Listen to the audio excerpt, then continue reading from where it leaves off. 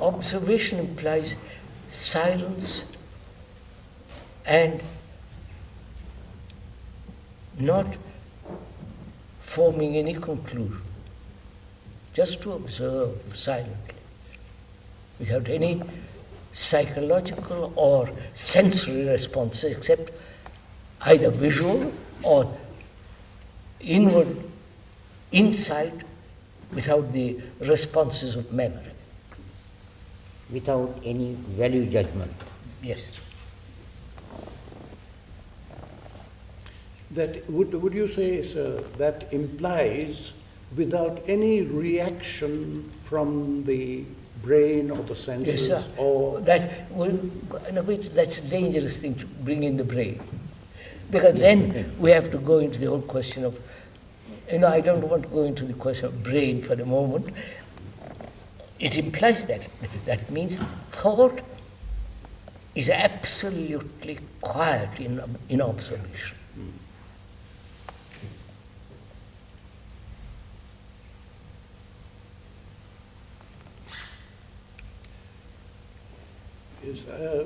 Scientists, for example, who have a really new, remarkable inspiration, or, again, great artists, when they create wonderful things, this happens when everything is quiet inside, which allows this new to emerge, the new, the truly new.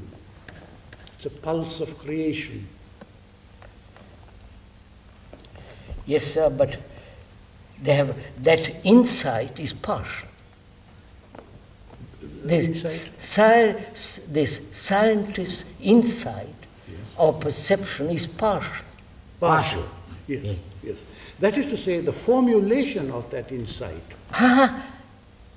His insight is not only formulation, but the very fact of his insight.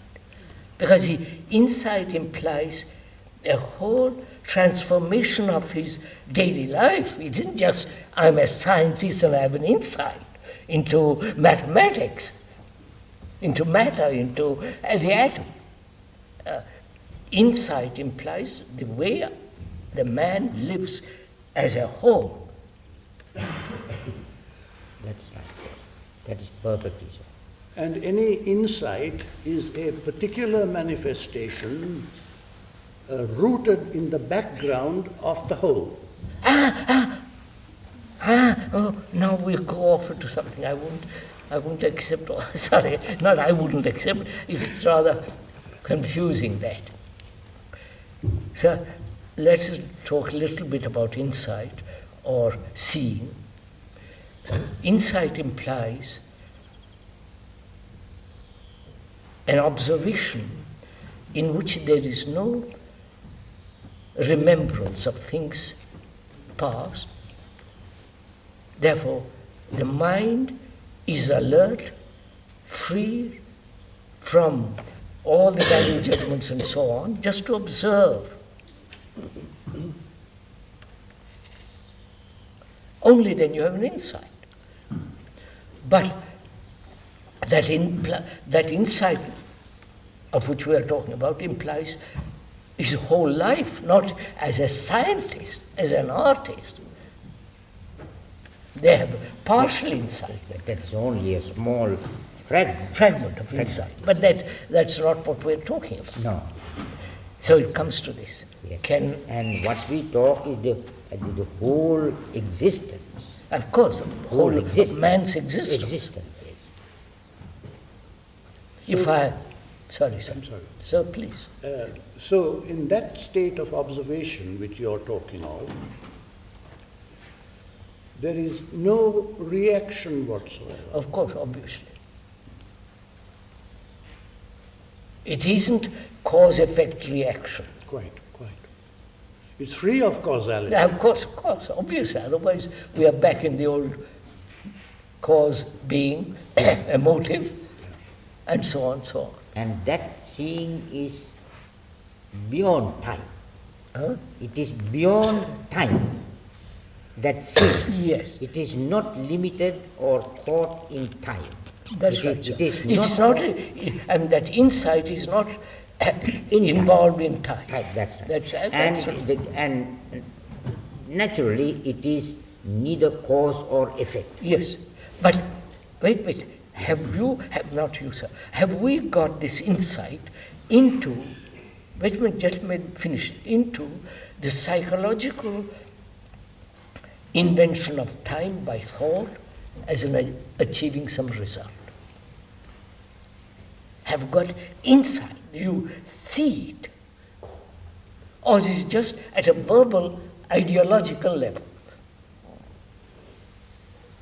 Or whether it is a fact. That No. psychological time necessary for seeing. No, sir, we went into this question. Man has invented time psychologically to achieve a desired end, purpose, reward.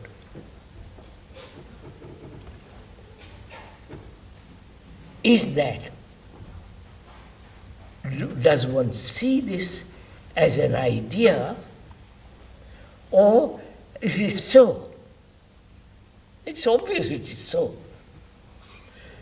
Then, how is man, this is the point, how is man, a human being, to totally move away from that? Totally transform this whole concept of idea, of time. I say it's only possible when you have an insight into this whole thing, which doesn't involve effort, which doesn't involve concentration, all that. This is real meditation. In fact, it just happens. It's real meditation. Indeed. So there's a dilemma which I think many people find themselves in when they listen to that, which is that in order to have this insight, You can't have it. well, in order for this insight to occur, there must be an insight into thought, and it seems like it's No. somewhat of a closed circle. No. We went into this, sir. Thought, as we said, is response of memory. Memory is knowledge, experience. And so, from the past, thought is moving. Yes. But always from the past. It is not free from the past, ever. And we said that there must be a seeing and an observing Seeing that. Right. Now, we can't see that with Wait, thought. We must see wait. that. No, don't say that. I said just now, what did I forgotten? Sorry. Well, we were saying that there must be a seeing, an observing, which is an insight Into thought. into thought. Wait, just hold it. Thought, now, thought is the response of memory. Memory stored up in the brain through experience, and that has become knowledge. Yes. So knowledge is always the past. And from that, thought arises. This is irrefutable. I mean, this is so. Yes. Yes. And now, is this an idea or an actuality which you yourself have perceived?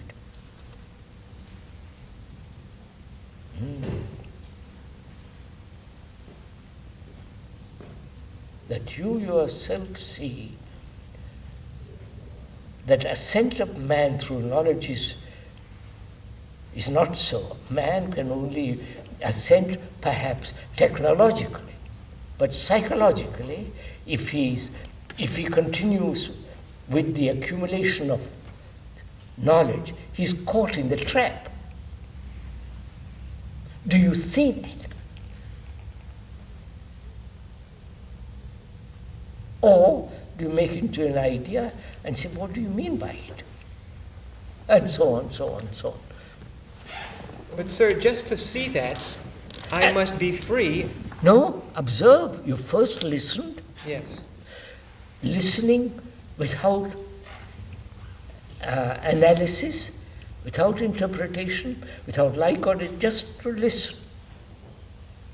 And if you so listen, you have absorbed it, absorbed the fact. Thought is the response of memory. Then you can proceed. Then can thought ever free itself from its mother, from its roots, from its source? Obviously not. But thought can be aware of its own activity. Of course, we went through all that. So would you say that if insight comes into being at that moment, that then that insight doesn't fall back into the thought mechanism? Oh no, of course not. Say for instance, you have an insight and you act. Now let's be clear. Insight means action, instant. Not have an insight and later act. That very insight implies action. And you act. And that action is always right. Right being accurate, precise, without any regret, without any effort, without any reward or punishment. It is so.